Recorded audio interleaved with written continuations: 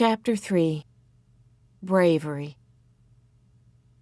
Because I first saw Phoebe on the day my father and I moved to Euclid, I began my story of Phoebe with the visit to the red-headed Margaret Cadavers, where I also met Mrs. Partridge, her elderly mother. Margaret nearly fell over herself being nice to me. "What lovely hair," she said, "and aren't you sweet?" I was not sweet that day.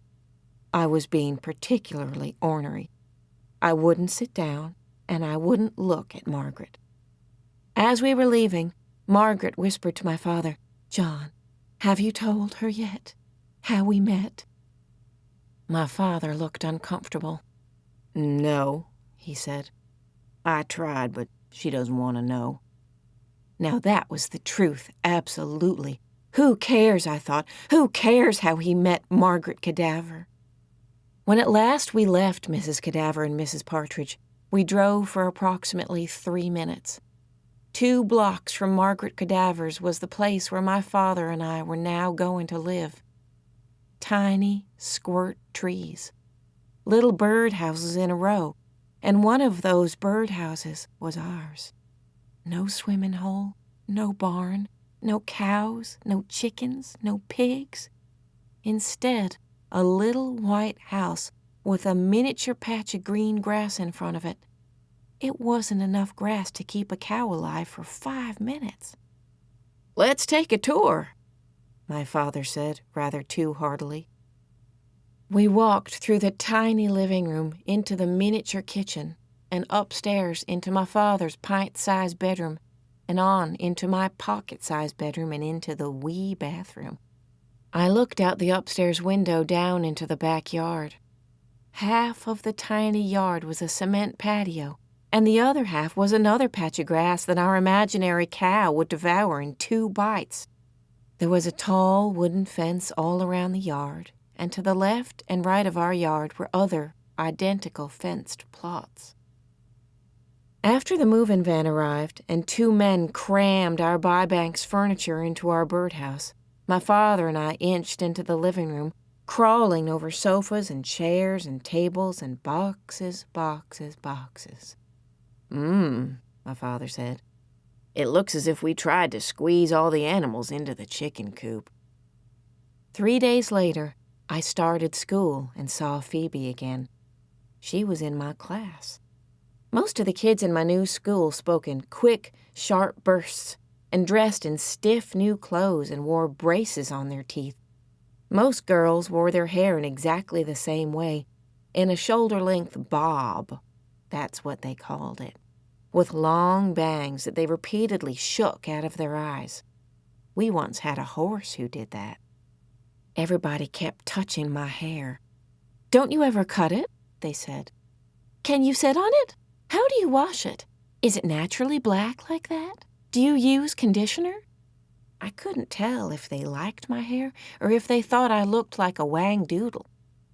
One girl, Mary Lou Finney, said the most peculiar things. Like out of the blue, she would say, "Omnipotent," or "beef brain." I couldn't make any sense of it. There were Megan and Christy, who jumped up and down like parched peas, moody Beth Ann, and pink-cheeked Alex.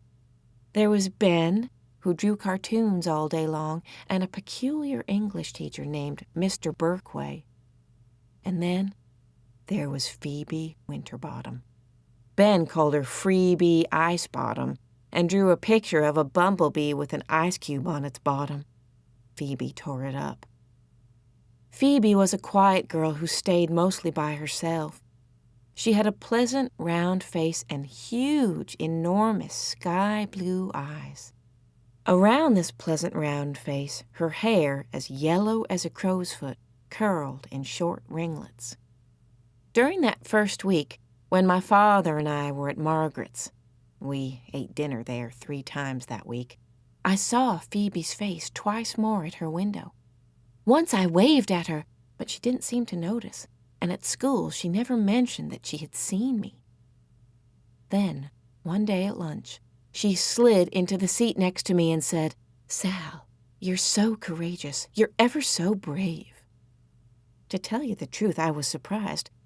You could have knocked me over with a chicken feather. Me? I'm not brave, I said. You are. You are brave. I was not. I, Salamanca Tree Hiddle, was afraid of lots and lots of things. For example, I was terrified of car accidents, death, cancer, brain tumors, nuclear war, pregnant women, loud noises, strict teachers, elevators, and scads of other things. But I was not afraid of spiders, snakes, and wasps. Phoebe, and nearly everyone else in my new class, did not have much fondness for these creatures. But on that day, when a dignified black spider was investigating my desk, I cupped my hands around it, carried it to the open window, and set it on the outside ledge. Mary Lou Finney said, "Alpha and Omega, will you look at that?" Beth Ann was white as milk.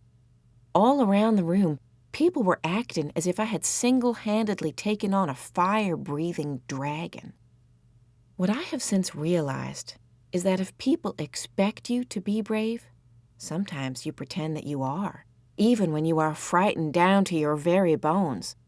But this was later, during the whole thing with Phoebe's lunatic, that I realized this. At this point in my story, Graham interrupted me to say, "Why, Salamanca, of course you're brave. All the Hiddles are brave. It's a family trait. Look at your daddy, your mama." "Mama's not a real Hiddle," I said. "She practically is," said Graham. "You can't be married to a Hiddle that long and not become a Hiddle." That is not what my mother used to say. She would tell my father, "You Hiddles are a mystery to me. I'll never be a true Hiddle." She did not say this proudly. She said it as if she were sorry about it, as if it were some sort of failing in her. My mother's parents, my other set of grandparents, are Pickfords, and they are as unlike my grandparents' Hiddle as a donkey is unlike a pickle. Grandmother and grandfather Pickford stand straight up, as if sturdy steel poles ran down their backs. They wear starched, iron clothing, and when they are shocked or surprised, which is often, they say, "Really? Is that so?" And their eyes open wide and their mouths turn down at the corners. Once, I asked my mother why grandmother and grandfather Pickford never laughed. My mother said, "They're just so busy being respectable. It takes a lot of concentration to be that respectable." And then my mother laughed and laughed in a gentle way, and you could tell her own spine was not made of steel because she bent in half, laughing and laughing. My mother said that Grandmother Pickford's one act of defiance in her whole life as a Pickford was in naming her. Grandmother Pickford, whose own name is Gayfeather, named my mother Chanhassen. It's an Indian name meaning tree sweet juice, or, in other words, maple sugar. Only Grandmother Pickford ever called my mother by her Indian name, though. Everyone else called my mother Sugar. Most of the time, my mother seemed nothing like her parents at all, and it was hard for me to imagine that she had come from them. But occasionally, in small, unexpected moments, the corners of my mother's mouth would turn down and she'd say, "Really? Is that so?" and sound exactly like a Pickford.